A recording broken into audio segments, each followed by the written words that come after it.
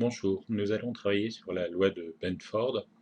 La loi de Benford qui a pour but de calculer la fréquence des chiffres les plus à gauche des nombres d'une série de données et d'en tirer évidemment des conclusions. Ici, par exemple, le chiffre le plus à gauche de 455 000 est un 4. Nous le voyons dans la formule ici, gauche de C2 sur une position.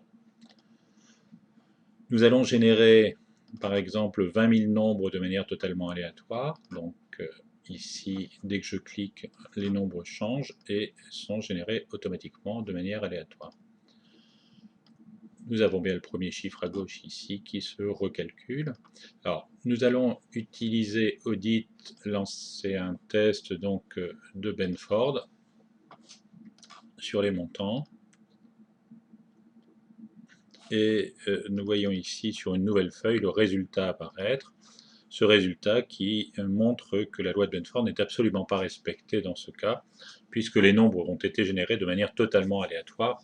Il s'agit donc de la loi des grands nombres qui a joué, et nous avons autant de nombres commençant par 1 que de nombres commençant par 9, alors que la loi de Benford prévoit que les nombres commençant par 1 doivent représenter environ 30% de l'ensemble des données, alors que les nombres commençant par 9 représenteront moins de 5%. Nous allons refaire le test maintenant, mais cette fois-ci en générant des nombres respectant une loi de Benford. Donc la génération s'est faite ici automatiquement en appuyant sur ce bouton d'une série de nombres différents. Et ces nombres, nous allons les tester maintenant.